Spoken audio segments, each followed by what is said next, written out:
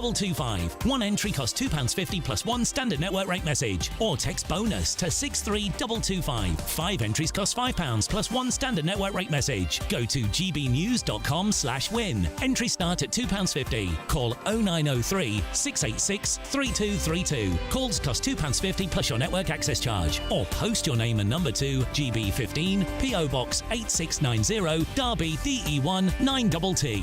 UK only. Entrance must be 18 or over. Lines close at 4 p.m. on the 29th of August. Please check the closing time if listening or watching on demand. Good luck.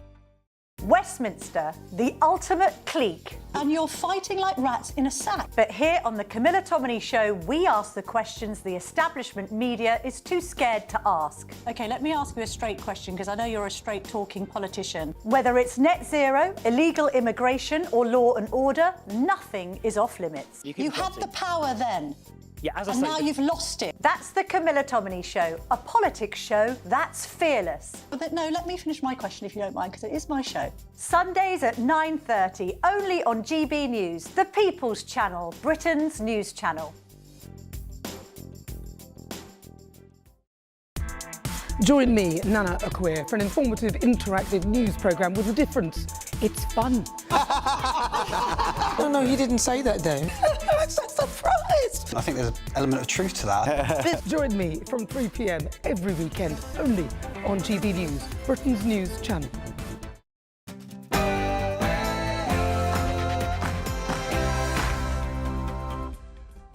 Good evening, it's 6 o'clock and you're watching Dewbs & Co with me, Dawn Neeson.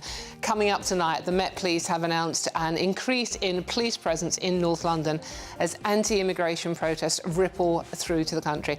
Our Home Security editor will update us on that story. And as all this rumbles on, rumours suggest that Whitehall is setting up a secret spy unit to monitor migrant criticals online. Is free speech well and truly dead in the UK? Plus, Labour say they are turning the tide on knife crime. Are they? All while Shadow Home Secretary Chris Philps says Brits should challenge wrongdoing and criminality on our streets. Would you be willing to take the law into your hands? And should working-class students be prioritised for civil service jobs?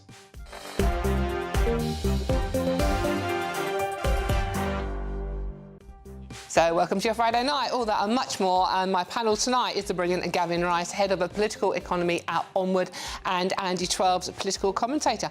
But first, it's time for the news headlines with Tatiana Sanchez.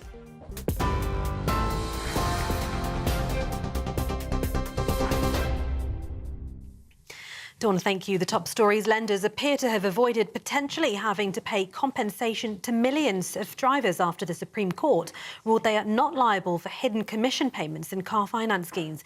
The court sided with one of the claimants, say Mr Johnson, and awarded him individual compensation due to the circumstances in his case. But on other points, the court overturned a Court of Appeal ruling that the customers had a case. Two lenders, First Rand Bank and Close Brothers, went to the UK's highest court to challenge a Court of Appeal ruling which found secret commission payments paid by buyers to car dealers as part of finance arrangements made before 2021 without the motorist's fully informed consent were unlawful. Giving a summary of the ruling today, Lord Reid said, for the reasons set out in the detail in a judgment published today, the Supreme Court allows the appeals brought by the finance companies. Elsewhere, it's been revealed that foreign-born prisoners account for 1 in 8 of the total UK jail population. According to official data published for the first time, the number of foreigners in prisons for serious violent, sexual and theft offences has also risen over the past year. Conservative MP Katie Lamb told GB News they should all be removed from the country. They all need to be deported. So the Conservatives actually in Parliament tried to amend the law, the Borders Bill that the government passed earlier this year, to say that everybody who commits a crime will need to leave the country. And I and my Shadow Home Office colleagues tabled those amendments and voted for them. The government voted them down, but there is absolutely no reason to have foreign criminals in the UK. Donald Trump's administration says it's greatly concerned after the Telegraph exposed a secretive Whitehall unit that has spied on migrant hotel critics. The Telegraph newspaper Paper claims officials working for the Technology Secretary Peter Kyle have flagged videos with concerning narratives to social media giants, including TikTok, warning they were exacerbating tensions on the streets. Home Office Minister Dame Diana Johnson told GB News that free speech is a cornerstone of our democracy and the Online Safety Act protects it. No, we're not having our free speech monitored at all. And it's absolutely right that people can express their views within the law on social media. What I would say is that the police, and particularly last autumn when we had the disorder in August actually, it was absolutely right that the police should be looking and monitoring what was being put onto social media in terms of organisation of riots and have that information to allow them then to plan what they needed to provide in terms of protecting the public. Elsewhere, 10 men have been arrested over historic child sexual abuse offences in Bradford. The men, aged between 49 and 71, have been interviewed and bailed pending further inquiries. The allegations relate to offences which are reported to have occurred in the district between 1994 and 1997 and relate to 6 victims who were aged 13 to 15 at the time. Countries as Donald Trump's deadline to strike trade deals passes. Tariffs on Canada are increasing from 25% to 35%. The Canadian Prime Minister Mark Carney says he's disappointed. And south of the border, higher tariffs for Mexico are being paused for another 90 days, while Brazil faces a 50% levy. Tariffs on the UK remain at 10%. President Donald Trump described Russia's actions in Ukraine as disgusting and says he will impose sanctions on Moscow. At least 15 people were killed, hundreds wounded after a barrage of Russian aerial attacks on Kyiv yesterday. Sir Keir Starmer and Volodymyr Zelensky welcomed Donald Trump's new deadline on Russia to stop their stalling tactics and make meaningful progress on a peace deal in a call today. Earlier this week, President Trump said he would hit Moscow with secondary sanctions and tariffs unless a ceasefire is agreed by the 8th of August. Russia, I think it's disgusting what they're doing. I think it's disgusting. This is Biden's war. It's not my war. But I said if I get in, I'll try and get the thing stopped. Yeah, we're going to put sanctions. I don't know that sanctions bother him. You know, they know about sanctions. I know better than anybody about sanctions and tariffs and everything else. I don't know if that has any effect, but we're going to do it. Europe is extremely upset. But this is a war that should have never happened. Authorities at Heathrow Airport say a third runway can be built for £21 billion within a decade. The airport has submitted plans to the government for a new full-length runway, but insisted it's open to considering a shorter one. The West London hub is seeking permission to open a new 3,500-metre runway to the northwest of its existing location. This would enable an additional 276,000 flights per year. And the King's nephew, Peter Phillips, has announced his engagement to girlfriend Harriet Sperling. Peter and his partner were pictured in photographs released to mark the occasion, with Miss Sperling showing off her engagement ring. The King and Queen and senior royals have been told the news, but a date has yet to be officially set for the wedding. And those are the latest GB News headlines for now. More from me in an hour. Now it's back to Dawn. For the very latest GB News direct to your smartphone, sign up to News Alerts by scanning the QR code or go to gbnews.com/alerts.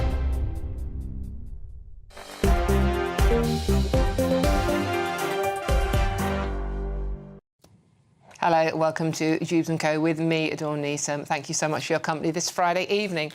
Joining me until 7 is my wonderful panel, Gavin Rice, Head of Political Economy at Onward, and Andy 12, Political Commentator. Thank you very much, gentlemen, for joining me on a Friday night. Now, this show is all about yours, as I know Michelle always tells you, so it's really important you get your views coming in as soon as you can. gbnews.com/your say, and I will read as many out as I possibly can. I know I say that all the time, but I promise I will. The huge story, obviously, is anti-immigration protests expected over the weekend, with the Met Police increasing their presence in North London outside an asylum hotel. Joining me now to bring us up to date on what's happening is Home and Security Editor Mark White. Mark, good to see you. OK, it sounds like it's going to be a busy weekend for the police, not just in London, but across the country.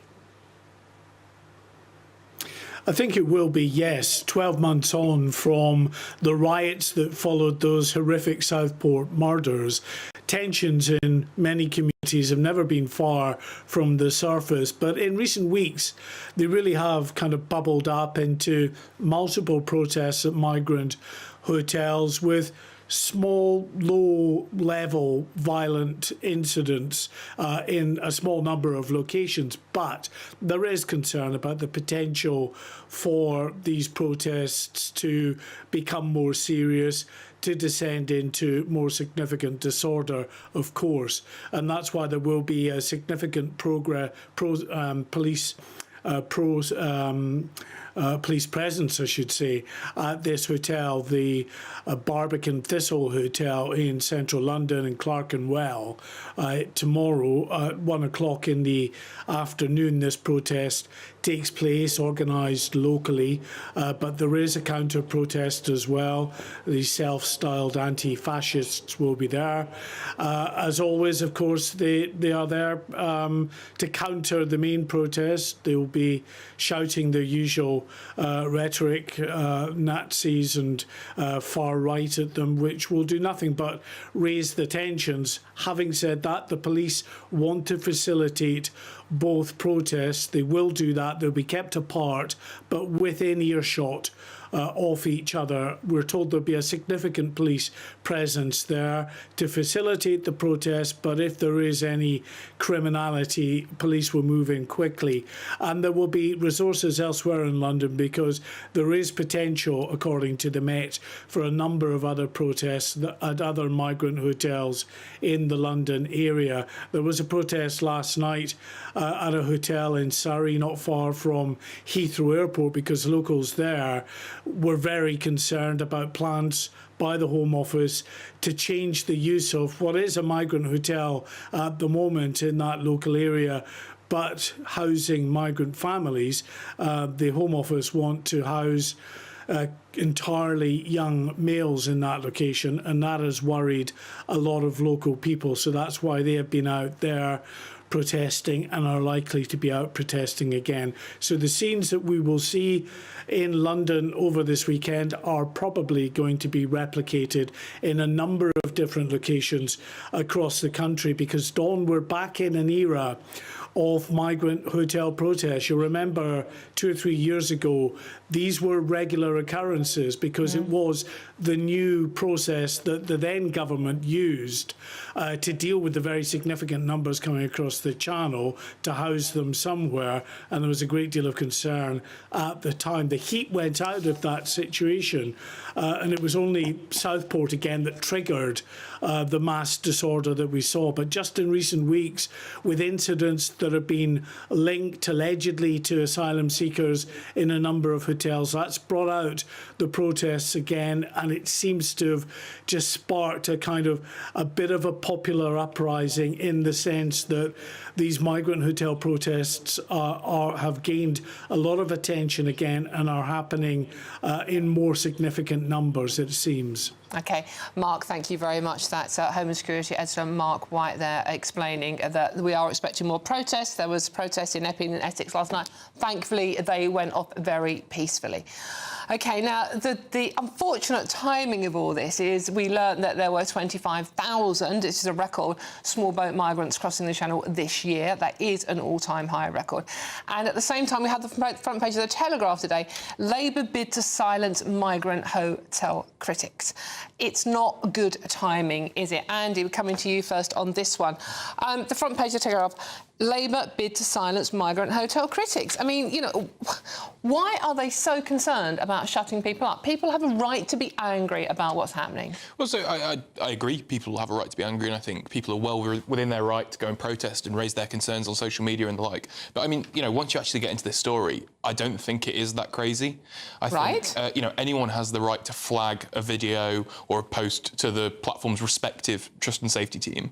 The government are just setting up a small group of civil servants apparently to flag as well. Like, this isn't a free speech issue. This function already exists for the users. I don't think it is that confusing that a government that doesn't want civil unrest would report content that could strike up civil unrest. I don't think that crazy. Gavin, from the messages I've seen that are, this group have flagged to social media, I mean, there was nothing on there apart from people discussing their concerns about migrant hotels.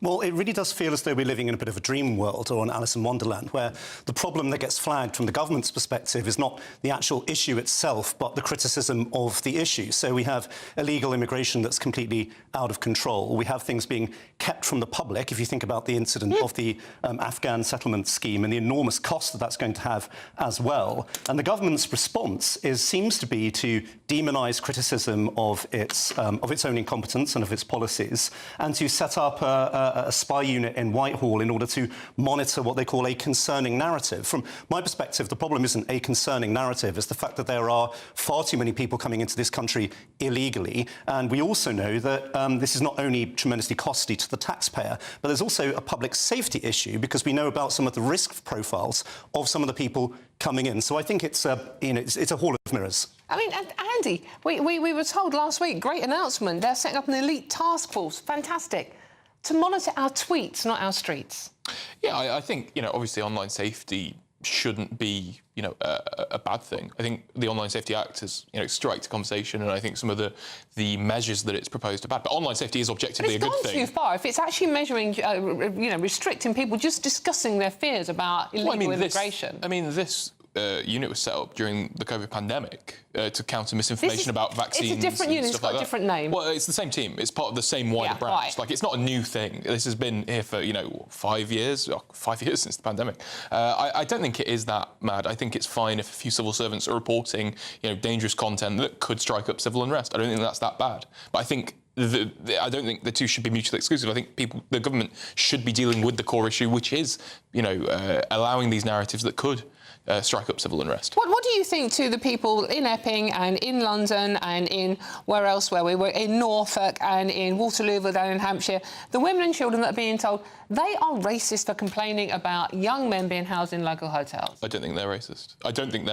I think, as happens with any emotive issue, they're right to be angry and upset. I think they're more well within their rights, and I'd probably support them. But I think, unfortunately, as with anything, extremes have taken, the limelight from the serious issue there. I think, unfortunately, bad faith actors have found themselves there, got some social media clips, and it's been blown a bit out of proportion, to be honest. Right, fine. Thank you for that, gentlemen. Now, in response to the Whitehall spy reports, a government spokesman has said free speech is a cornerstone of our democracy.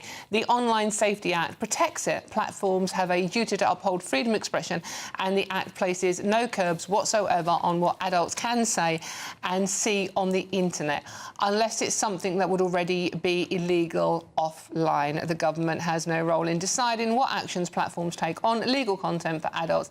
That is a matter for them according to their own rules. OK, right, fine. Well, I mean, let me know what you make of this at gbnews.com/your say.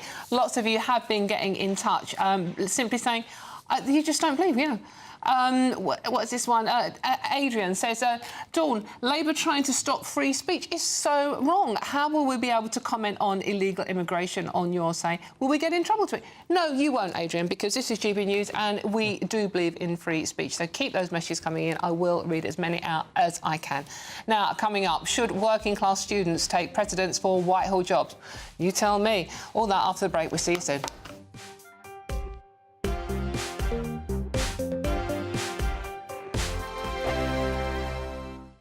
You've read the headlines, you've heard what those in power have to say.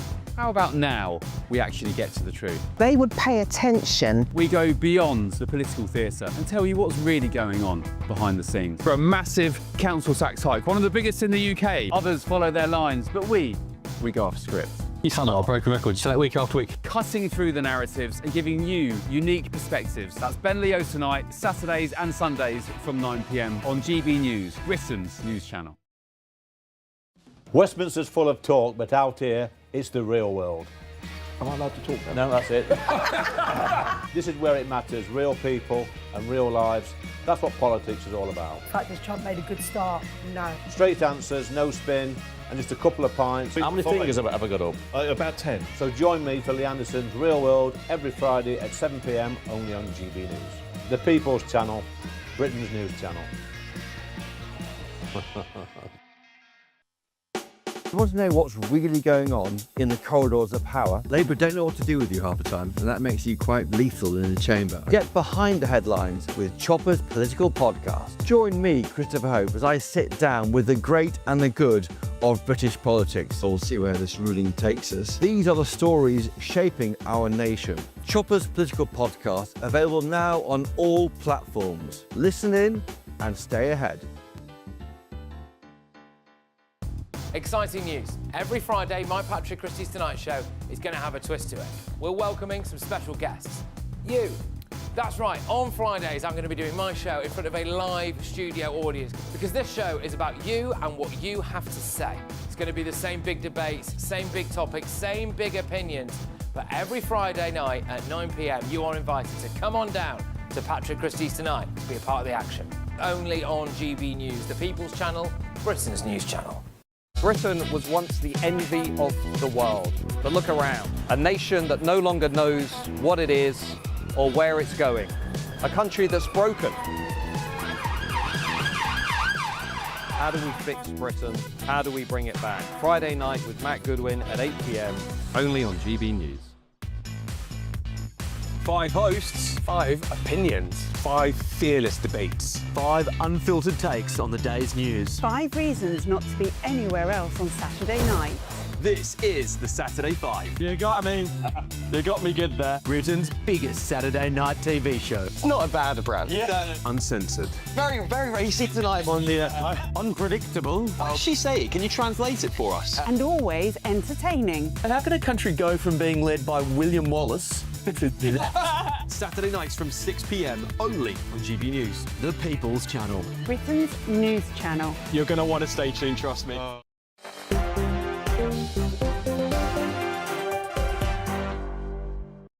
Hello, there you are. Welcome back. This is Dewbs & Co. Yeah, I'm Dawn Neeson, keeping you company until 7 o'clock tonight. And keeping me company is Gavin Rice, Head of Political Economy at Onward, and Andy Twells, Political Commentator. Thank you very much again, gents. Now, before we get stuck in, we have some breaking news for you from Donald Trump. He has just posted this to his Truth Social site. Based on the highly provocative statements of the former president of Russia, I have ordered 2 nuclear submarines to be positioned in the appropriate regions, just in case these foolish and inflammatory statements are more than just that. Words are very important and can often lead to unintended consequences. OK, well, make what you want of that. I'm sure the programme later on will be discussing that further when we have any more details on it. But for now, we're keeping things closer to home.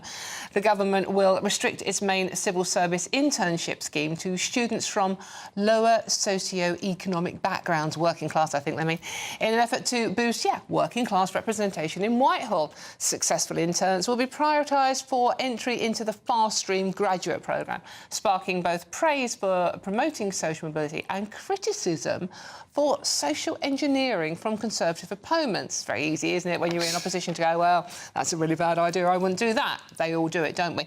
OK, let's come to you first on this one. Gavin, is this a good idea? I think broadly no. I think it's a good thing on balance that the government is talking more about socioeconomic disadvantage and class than gender and race, which I think is something that probably has been neglected by comparison. On the other hand, the civil service has already got a massive problem with quality, ability and retaining talent. I think the civil service needs to be more meritocratic, not less meritocratic. And I certainly think all of the schemes that already exist to discriminate on the basis of sex, race and so on absolutely need to be wound down in favour of a meritocratic system, because Whitehall at the moment is not good enough. There's a lot of them as well, to be fair. I mean, we do have a lot of civil servants. Arguably too many. And I would actually increase civil service pay, but I'd have far fewer of them, because what happens is people who are actually really good in their 20s get into the civil service. It's an interesting job, it's an important job, but there's just not the opportunities for progression. So they leave and they go off to the city and the private sector. And only the rubbish people end up staying. So I think we actually need to have a more elite civil service. If you're a civil servant, I'd love to hear your comments on the fact that you've just been described as rubbish. Some are great, some are great. Andy, I mean, sort of like, you know, a lot of people in the civil service are there because mummy and daddy will help them, they know people, it's Nepo baby time. So this, in theory, is a good thing, or is it? So I think it is a good thing. I think this story threw up quite a good stat that a quarter of higher education students come from what the Social Mobility Commission defined as a lower socioeconomic background, but only only 12% of the civil service fast stream, which is the internship that they would then go on to, are from that category, which I think is a problem. You know, the fast stream is one of the most prestigious ways into the civil service. Often fast streamers have found themselves with an accelerated career. I definitely think that there should be more working class people in it. I do agree with Gavin that it's actually quite a Marxist critique that the defining feature of someone's life is their socioeconomic status, not their gender, not their race. You know, a poor black man has more in common with a poor white man than a poor black man and a rich black man. I agree with that principle wholeheartedly. It all brings it down to class, though, isn't it? I mean, what this Leslie on here has said, stuff in the civil service with Labour voters. I mean, are the working class Labour voters still these days? I think the polls would perhaps disagree. I think it's actually the other way around. I saw some polling from More in Common recently, a pollster, about what kind of cheese different voters prefer. And if you look at Labour now, it's, it's brie, it's feta, it's parmesan. Reform voters, it's cheddar. So, yeah, exactly. I actually think the class structure's flipped on Conservative and Labour. I don't think I would agree with that comment from Leslie. Well, I mean, I'm just reading them out. I'm just reading that. The problem I've got with this story, it's still university-educated kids. I mean, surely the proper working class don't go to university still. Yeah, I actually think one of the big problems in this country is the very poor offer that our economy presents to people who don't go to university. I also think there's far too many people who do go to university and get a bad deal out of it, especially if it's a less good one. But actually, the job market for non-graduates is increasingly pretty bleak. So I think, how do you define working class? Well, I mean, you're working class. Yeah, I would say... Because this depends on what your parents did when you were 14 years old. So that makes you working class, depending on what they did. This is specific status that builds in a few factors, like being on free school meals, the jobs that your parents did, level of income, etc., etc. Because obviously there are some scaffolders who will be on 100 grand because they own the scaffolding company. Yeah. So then they wouldn't qualify as... It's quite a technical thing. Toolmakers' sons. Toolmakers' sons, indeed. We've got proper working class. Well, I think, I think working class is something that goes beyond what can be put in a box. I think it's a culture. I think it's, it's something that you just are. Do you know what I mean? It's like a... But do you think it'll work, though, Gavin? I mean, do you think it's a little bit patronising? It's like getting more working-class kids in there. I mean, do you think it's like a little pat on the head and it's like... Well, I think, look, once you've got into university and you're already going to be a graduate, you've got that opportunity. We should be selecting the best graduates. I think perhaps what might be a good idea is if the civil service actually started recruiting able people at the pre-university stage who've got ability and giving them a civil service apprenticeship. I know that happens a little bit, but there's way more scope for that, I think. The best person for the job? Yeah. I'm into the thunk it. Without wasting all that money on a student loan? Well, there is that. I think one of the issues with the best person for the job is that often those that are richer get the access to the training that will make them the best person for the job. I think it is... Gavin's did a good point there about apprenticeship, getting them at that early level before the kind of bias kicks in even more. Lots of you are not in love with this scheme, it has to be said. Yeah, absolutely. It's a Labour plan to get more Labour voters. Lots of you think the working class are Labour voters. I mean, all the polls we've seen recently, the working class, the red wall, if you like, seem to be edging more to the reform side of things. Let me know what you think. gbnews.com/your sake. Now, coming up, as a Labour crackdown on knife crime, the Shadow Home Secretary is suggesting that the public should do more to tackle crime. Get involved. Should they? Would you? That's coming up next. Don't go too far. See you soon.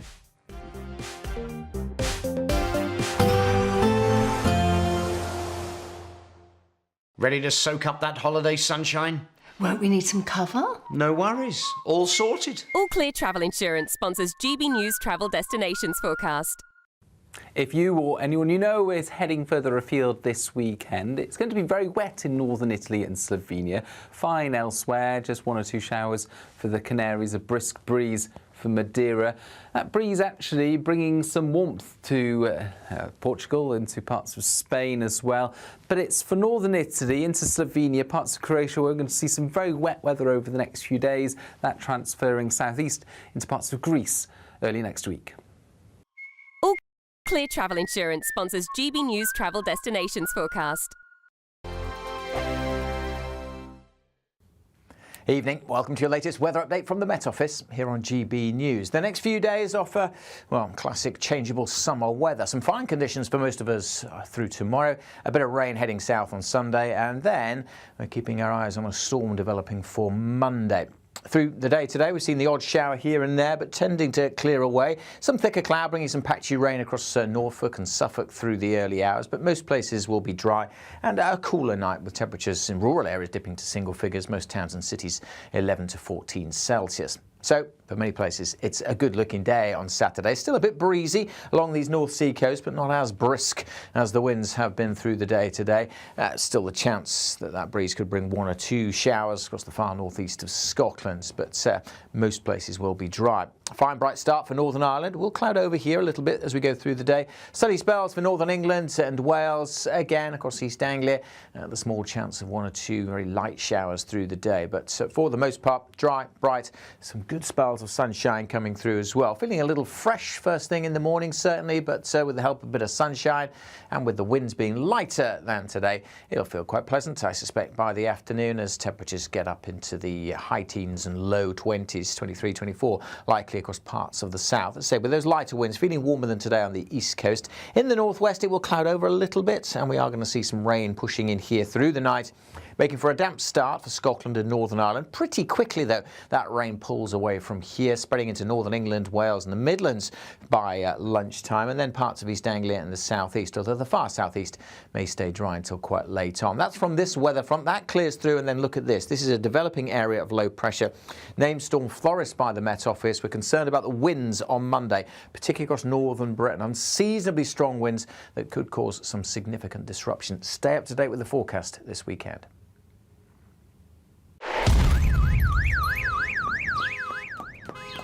Crash Law 24 sponsors GB News Traffic and Travel Report.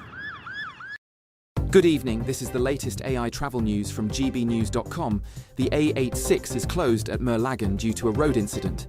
Between Gibraltar Tunnels and Mitchell Troy on the A40, maintenance causes road closure with diversions. In Devon, a collision on the M5 southbound between junction 28 and 29 shuts one lane, causing 15-minute delays. In Staffordshire, the M54 eastbound at junction 2 has a collision, closing all lanes. Expect delays until 9 this evening.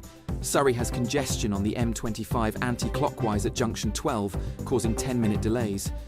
And on the trains, cross-country faces disruption between Worcestershire Parkway and Cheltenham Spa. For more travel news, go to gbnews.com. Crash Law 24 sponsors GB News Traffic and Travel Report.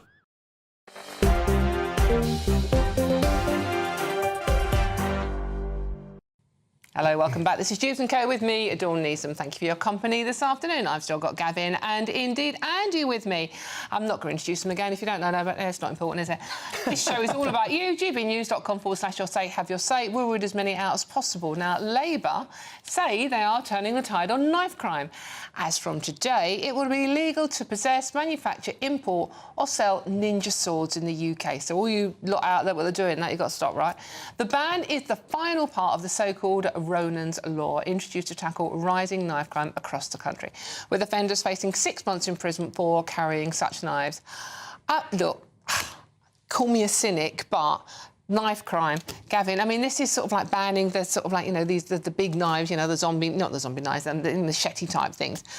Is it going to make any difference? Is it, you know, if you're criminal enough to carry a knife, whatever brand it is it going to make any difference? Well, I think there's a couple of things. On the one hand, obviously, there is no legitimate reason to be carrying a ninja sword, machete or a blade above a certain size. On the other hand, just getting rid of knives of a certain size isn't going to stop people committing knife crime with knives that are a bit smaller, like a kitchen knife, and that happens all the time. You can't do that. And what the government is saying on this, that they're turning a corner, is completely untrue. Knife crime is up 60% in London between 2021 and 2024, and up 87% over the last decade. Obviously, that's across the previous Conservative government and the current Labour government. So Sadiq Khan has clearly completely lost control of this, particularly in London. What the government's saying is simply false.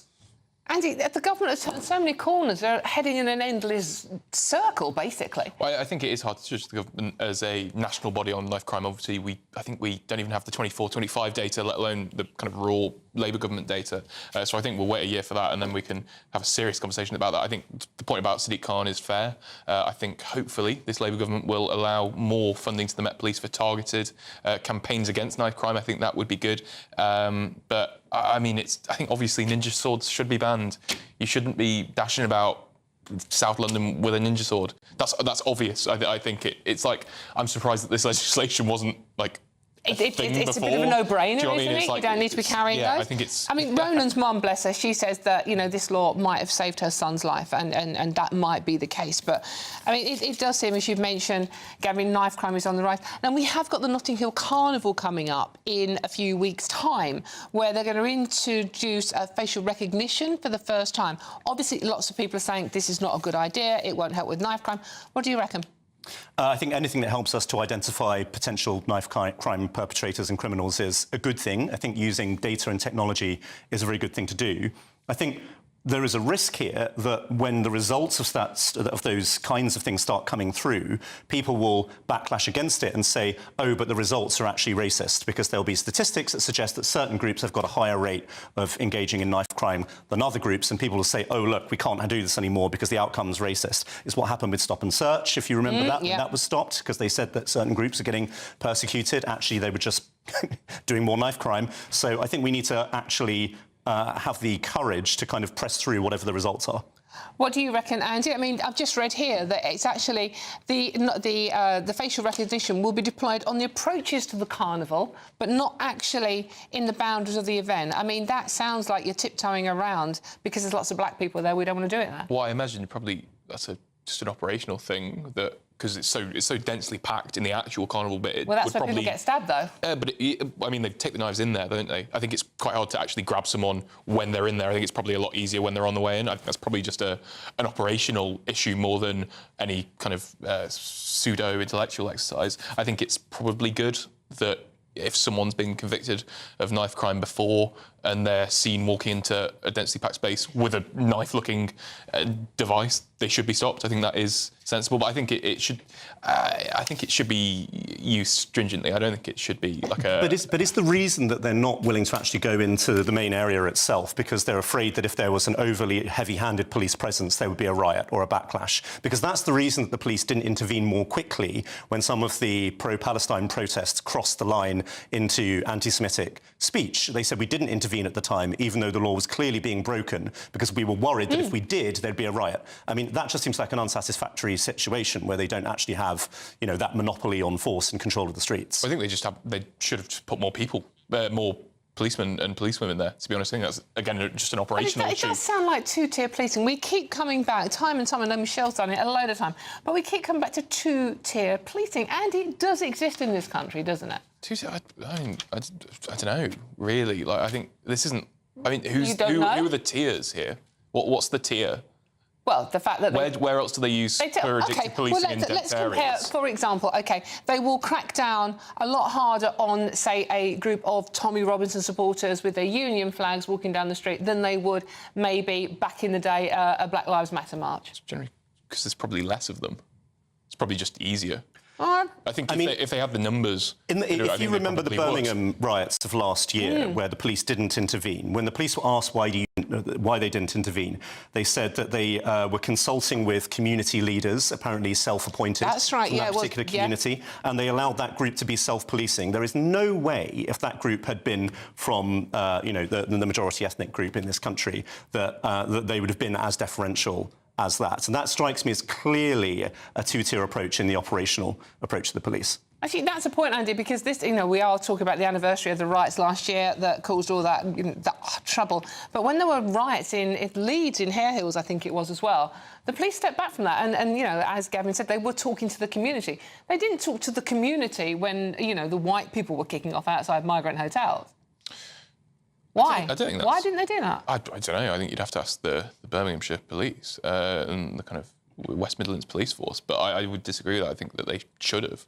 I think they should have stepped in. You think all groups of people in this country are treated equally? Oh, I think they should have stepped in. I think, generally speaking, they are, yes. When it comes to policing, I think probably working class people across the board have a harder gig with police than middle-class people, in the Midlands, in the East Midlands, it'd be white working-class people. In London, it'd probably be black working-class people, just because of the class density. I think probably the only discriminated body is working-class people when it comes to the policing, to be honest. Well, talking of policing, we don't have enough cops on the street. We all know that. Labour are promising us loads, but, hey, we've had it before, haven't we?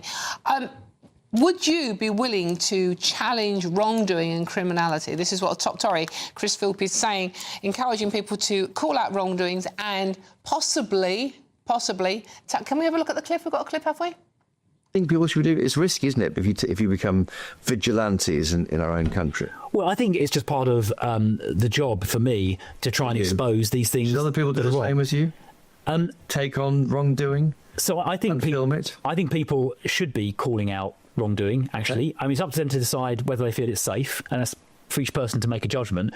But I think it's reasonable for the public to call out and expose criminality where it occurs. Put your camera on, film it.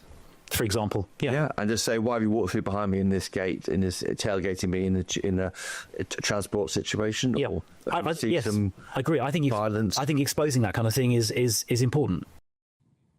Andy, when you were asked about this earlier on, you said, no, that's nuts. What do you mean? Well, I think, him claiming that he's some kind of, modern-day Rambo is nuts. Like, in this video... Didn't actually say that, but... Well, no, in the video that he's talking about where he went and confronted people, it was a homeless camp.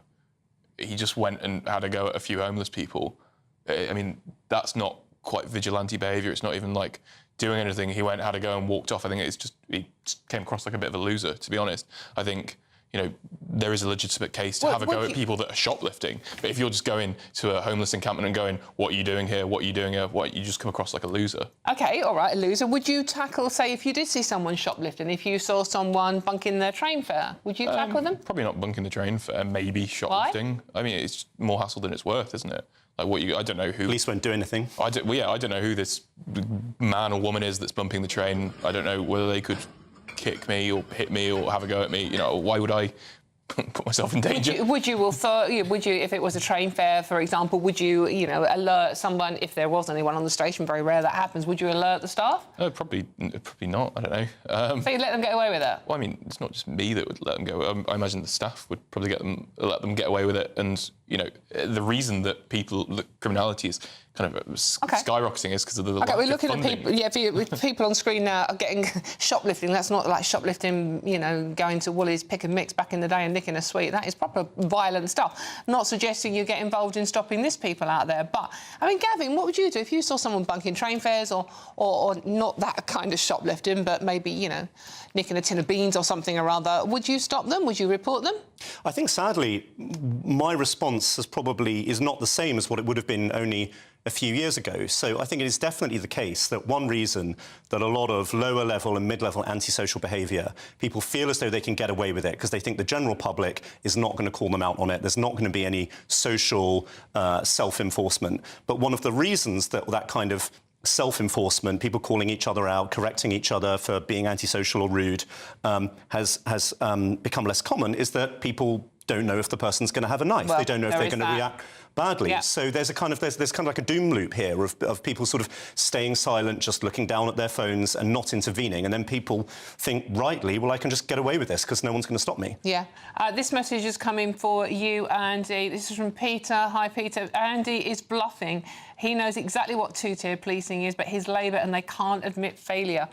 Have Labour failed on two-tier policing? I don't think on two-tier policing. I think they've failed on a number of things, which I've actively criticised them on this programme, on Twitter, on plenty of things. I think they've got a lot of things wrong, but I also think they've got a lot of things right. I don't think I'm bluffing at all, Peter, unfortunately. OK.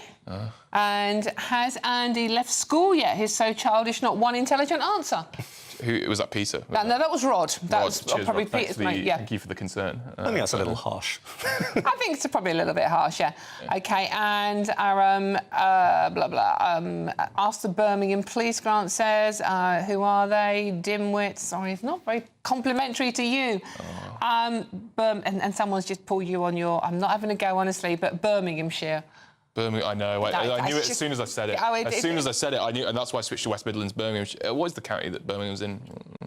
I don't know, the West Midlands. It would be West Midlands police force. OK, right, fine. OK, thank you very much for that. Well, keep those messages coming in at gbnews.com/your say, and we will read as many out as we possibly can. Would you tackle crime? What would you do if you saw someone bunking a train fare, nicking stuff in your local supermarket? Not the violent stuff, but would you have a go? I think I probably would. When someone nicked my phone, I said earlier on today I did. Actually, I couldn't catch them because they turned my phone upside, I lost them. I punched a lamppost. I wouldn't advise it, but if I'd have caught up with them, I would have actually had a go at them, and then possibly I would have got in trouble with the police. That's the other thing these days, isn't it? You've got to be so wary about, you know, even if you're burgled at home and you would tackle a burglar, you're the one that could get in trouble. Let me know what you're thinking. GBNews.com/your say. And coming up, the favourite part, the Dewberry Tavern is nearly open, and what more to toast than being Britain's number one even news channel. We'll see you very soon.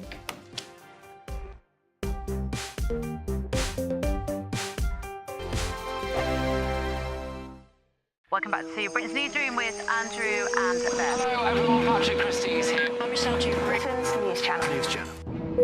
Access the stories that matter to you. Take the GB News family with you on any device. And as long as you have an internet connection, tune in to GB News anywhere on the planet or beyond.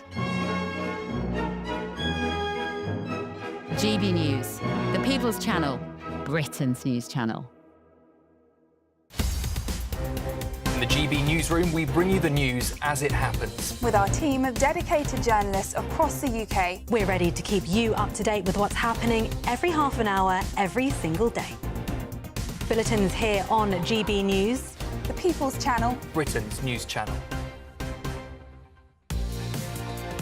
Mornings don't have to be tiresome, especially if you have the right company. Wake up to news as it happens, opinion and debate, and of course, a little bit of entertainment too. Because when the kettle's on, we're on. That's Breakfast on GB News, a show worth waking up for. Every morning from 6 a.m. Only on the People's Channel, Britain's News Channel. We'll spread the news, you spread the word. At GB News, we love to hear from you, our loyal community. So drop us a line at gbnews.com/your say. There you can talk to each other and also to the presenters live on air. gbnews.com/your say, because GB News is your channel, Britain's news channel.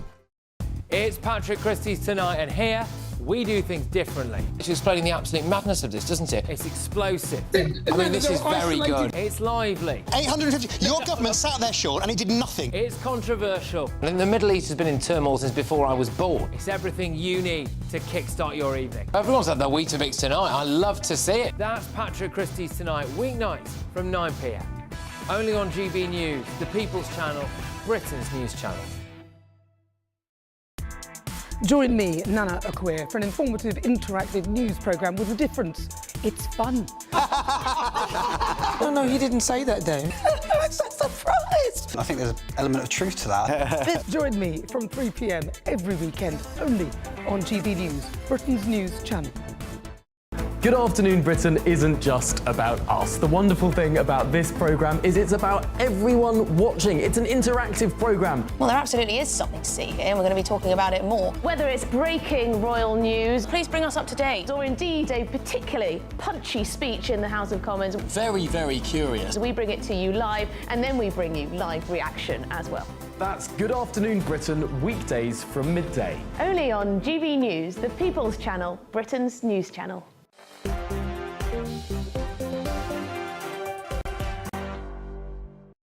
Hello, welcome back. This is Dewbs & Co with me, Dawn Neeson. Thank you so much for your company tonight. Keeping me company here is Gavin Rice and Andy Twelves. And Andy, I feel like we've been a bit mean to you tonight. It's okay. I was wrong on the Birmingham shit. But Birmingham shit, it's quite funny, to be honest with you. I think we should actually I can't even talk straight myself now.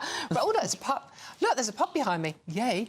That must mean that we are in time for bubbles. OK, right, I've got to pour this, haven't I? See, it's multitasking here. I mean, I know Michelle was much better at pouring this. She's had lots of practice, by the way. Sorry, Michelle, if you're watching, which she will be. We are celebrating today, obviously, because GB News has absolutely smashed it. We are officially Britain's #1 news channel. So thank you, gentlemen, for being a part of that. Cheers to you. Cheers. Cheers to Michelle. I'm going to talk to Michelle in a minute, by the way. But most importantly, cheers to you out there, because issues like they're important, isn't it? It really is It's GB News viewers and listeners that really make this channel what it is, and there's no other channel like it. And I think that's right, because we can talk to you, and gbnews.com/your say. But we are just celebrating the success of GB. I like this, actually. It would make good wallpaper, wouldn't it? We are actually celebrating Yorkshire Day. Now, I'm not going to do the accent because I would absolutely completely mangle it and Michelle would kill me. And we couldn't mention Yorkshire Day without a toast to our favourite Yorkshire woman, and that is the lovely Michelle Dewberry, who's not here, but she has prepared a little message for you. Take it away, Michelle. Well, hello there. I could not let today, Yorkshire Day, pass without saying hello to all my fellow common sense Yorkshire people. I'm devastated I can't be with you tonight, but I'm sat at home in my flat cap, stroking my whippet and drinking my Yorkshire tea. Cheers. Oh, thank you very much, Michelle. OK, right, Andy, Birminghamshire aside, I'm sorry, you are not going to live this down now, are you? I mean, Yorkshire is actually a county. We are celebrating Yorkshire today because there is nothing wrong, despite what we're told these days, of celebrating British culture. What is wrong with celebrating British culture? Yorkshire Day, happy, celebrate. I agree. I think it's great. I'm not from Yorkshire. I'm from North Nottinghamshire, which is a great part of the world. Yeah, no, I don't know when Nottinghamshire Day is. That's probably a bit of a slur on my character. Is there a Nottinghamshire Day? I assume so. Lee Anderson's on next. He'll be able to tell you. Yeah, he's he from will, Nottinghamshire. indeed. Yeah, absolutely. But yeah, no, I think Yorkshire's great. I had many lovely day trips as a child to South Yorkshire. You know, Barnsley. Went to Orgreave a few times on a few marches. That's where I got my socialist roots. Oh, of course, the trade union thing. Yeah, no, South Yorkshire, great place. North Yorkshire as well. But apparently Lincolnshire isn't happy, per the BBC story I've got in front of me. They're not very happy because apparently Lincolnshire doesn't have a day. Oh. So there's a bit of politics there in the East Midlands. I'm from London. I don't even know if London has a day or not. What about you, Gavin? I don't know whether London has a day. I imagine Sadiq Khan would only have some kind of multicultural, global, everywhere except Britain day. Good point. That would be more his vibe, I think. Point. I have to say, I'm actually an Essex boy, so I'm not from Yorkshire, but it is a county I've always admired. And this is lovely, but I'm very sad that this is Italian booze and not a delicious Yorkshire beer, which I think would have been a fantastic thing to see the day out with. But it's very nice nonetheless. Yeah. I would just be blooming lucky it's not Yorkshire tea. It's at least alcoholic. Exactly. Well, they've got some very good Yorkshire bitters. But talking of Black Sheep. Yeah. Yeah. No, they've got some good ones. But talking of culture, the culture thing in this country. Do you think, Gavin, that British culture is dying? Do you think that, lots of people say, we feel like we're losing our identity? I mean, Yorkshire Day is fantastic. We're talking about all things Yorkshire. Michelle summed it up brilliantly. But are we losing British culture in this country? Well, I think certainly amongst a certain generation, so if you look at opinion polling of younger voters in particular, their view of whether they think Britain has been net positive or net negative, force for good, is there something special about it? They tend to actually have quite negative views about the country, and that does raise the question, why? Is it what they're being taught in school? Is it the wider kind of cultural environment around them? There was also that case of that girl that went to school on a multicultural day where you could dress as any culture. With the Union and the flag. Union Jack, and she got sent home and told off. So I think we are actually kind of doing this a bit to ourselves, if that makes sense. OK, yeah, no, Andy, what do you reckon? I love being English. I don't know. I think probably I would identify more with being English than British, because I think, Britain is more What does being English mean to you? I don't know. I think it's just, being in the pub, watching the football, the ice cream van on a Sunday, chips on a Friday. It's just, a bitter on a Saturday. It's just something that you can't really put into words. I mean, like the Lionesses winning on Sunday. I mean, it's just, I don't really follow women's football, but I was there in the pub. I was loving it. Yeah, well, England winning. Great do you know what I mean? occasion. It's just, I think, anyone that doesn't get on board with when the England are playing, if you're English, then you're just missing out. But that little girl, I mean, that's a fair point. I'd actually forgotten about her. That little girl that was sent home because she was wearing, or she was put in detention, I think, wasn't she? Even worse, for wearing, it was a culture day at school. Lots of little Spanish kids, French kids, whatever, went in there, representing their national culture. Why should a British girl be sent home for celebrating British culture? I don't think she should. I disagreed with it. I think, the only critique I'd have was that the dress was a bit 2000s for me. It was very kind of Jerry Halliwell for me. It was a bit spice up my life for me. Probably wouldn't fit you either. Well, no, quite. But I think it was completely wrong that she got sent home for that. I think she should be proud to be British, as we all should be. But why would her school then bar her from giving a speech about British culture? I can't remember what the excuse was that the teacher gave, but I'm sure it was subpar. I disagreed with it massively. What do you reckon, Gavin? Yeah, I mean, I think that was clearly the wrong thing to do. I mean, my view on all of this, what are British values, what are English values, I'm a little bit hesitant. I don't think it's like a set of principles or rules or ways of being. Yeah, I actually think that it's to do with being from these islands and also being sort of embedded in the history as well, and, you know, having relatives and stories and understanding where we've come from and so on. So I actually think a lot of this is to do with perhaps the poor teaching of British history in schools and the fact that people are perhaps not passing stories on from one generation to the next. So I think it's about British history as much as about British culture. We are running out of time, and this is such a great debate. We could go on all day with this one. But the fact that, you know, we're talking on the anniversary of the riots from last year. We've got our protests going on outside migrant hotels this weekend.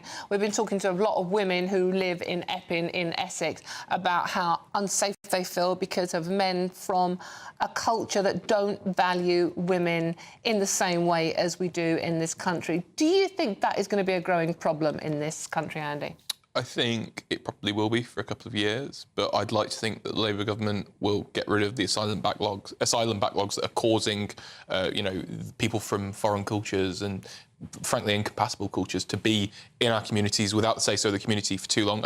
I hope that the government will sort out the backlog and get rid of those that aren't meant to be here and, you know, give sympathy to those who are right to be here as asylum seekers. But how do we go about tackling the incompatible culture differences between these young men and women and girls who are frightened for their safety? I think it is a role of the government to kind of put them in kind of education programs. Not a very good job, are they? Well, no, but I don't think the Tories did either. I don't think. No. To be honest, I haven't heard anything decent from Reform to solve this issue either. So I don't think anyone's really got a solid answer. I think it'd be through, you know, government-funded education programs, to be honest. What do you reckon, Gavin? I think we need to be much more robust about insisting on integration and conforming to our own laws and values. And there was a case where a man of Asian origin slept with a girl who was underage, and one of the things that was given in mitigation at the trial was, oh, well, he's from a culture where the age of consent is different. It's like, I'm sorry, I actually don't care. You need to come here and conform to our laws and our ways of life. You need to treat women equally with respect and be tolerant of other faiths and religions. So we need to be much more confident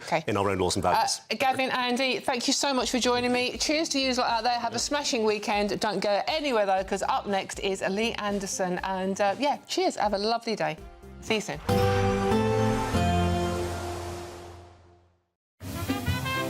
Heavy showers first thing will be followed by a warm, cosy day.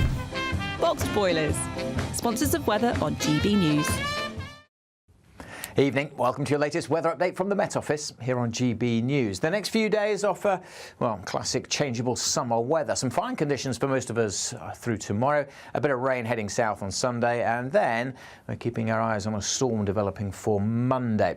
Through the day today, we've seen the odd shower here and there, but tending to clear away. Some thicker cloud bringing some patchy rain across Norfolk and Suffolk through the early hours, but most places will be dry and a cooler night with temperatures in rural areas dipping to single figures. Most towns and cities 11 to 14 Celsius. So, for many places, it's a good-looking day on Saturday. Still a bit breezy along these North Sea coasts, but not as brisk as the winds have been through the day today. Still the chance that that breeze could bring 1 or 2 showers across the far northeast of Scotland, but most places will be dry. Fine bright start for Northern Ireland. We'll cloud over here a little bit as we go through the day. Sunny spells for Northern England and Wales. Again, across East Anglia, the small chance of 1 or 2 very light showers through the day. But for the most part, dry, bright, some good spells of sunshine coming through as well. Feeling a little fresh first thing in the morning, certainly, but with the help of a bit of sunshine and with the winds being lighter than today, it'll feel quite pleasant, I suspect, by the afternoon as temperatures get up into the high teens and low 20s, 23, 24, likely across parts of the south. Let's say with those lighter winds, feeling warmer than today on the east coast. In the northwest, it will cloud over a little bit, and we are going to see some rain pushing in here through the night, making for a damp start for Scotland and Northern Ireland. Pretty quickly, though, that rain pulls away from here, spreading into Northern England, Wales and the Midlands by lunchtime, and then parts of East Anglia and the southeast, although the far southeast may stay dry until quite late on. That's from this weather front. That clears through, and then look at this. This is a developing area of low pressure, named Storm Floris by the Met Office. We're concerned about the winds on Monday, particularly across northern Britain. Unseasonably strong winds that could cause some significant disruption. Stay up to date with the forecast this weekend. Heavy showers first thing will be followed by a warm, cosy day. Boxed boilers.